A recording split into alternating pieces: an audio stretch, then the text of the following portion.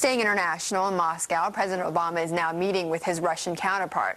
The two will hold a joint news conference a little before 11 a.m. Eastern Time. But before he left, Obama weighed in on a new embezzlement charges being brought against the man who was once the richest in Russia. He is Mikhail Khodorkovsky. The president called the new charges odd, but vowed not to interfere in the legal process. Well, joining us now from Washington, D.C. with more on this case is one of Mr. Khodorkovsky's lawyers, Stanford Saunders, partner at Greenberg Taurig. And thanks so much, Mr. Saunders, for being with us. Good morning.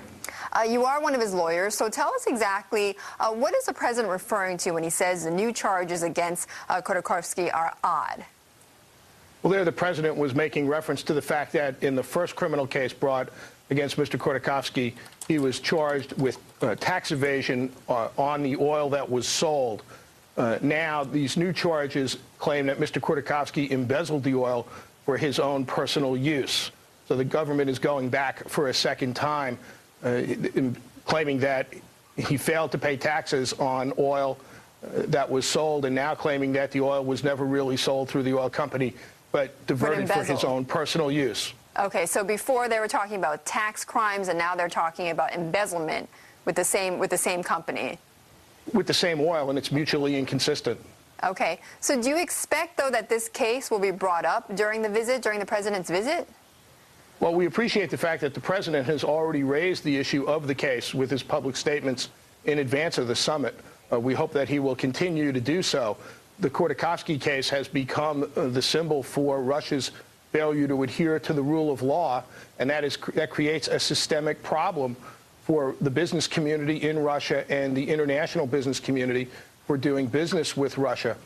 As was spoken about earlier on your program, direct foreign investment into Russia is way down, and part of that is clearly attributable to the failure to adhere to the rule of law.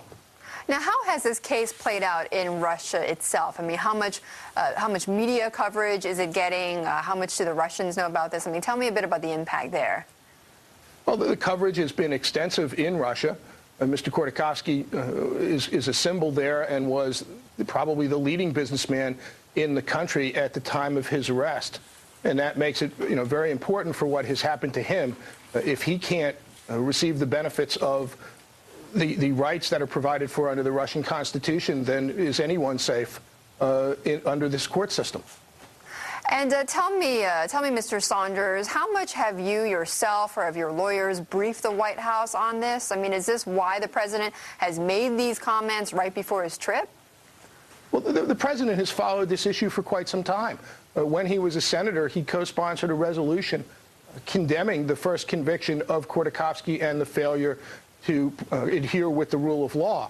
So this is just a natural extension. We continue to provide information to the administration, as we did with the administration before the senator while he was a member of the Senate. Okay. Mr. Saunders, thanks so much for being with us. That was Stanford Saunders, partner at Greenberg Taurig, talking about the Khodorkovsky case in Russia as President Obama is meeting the president there.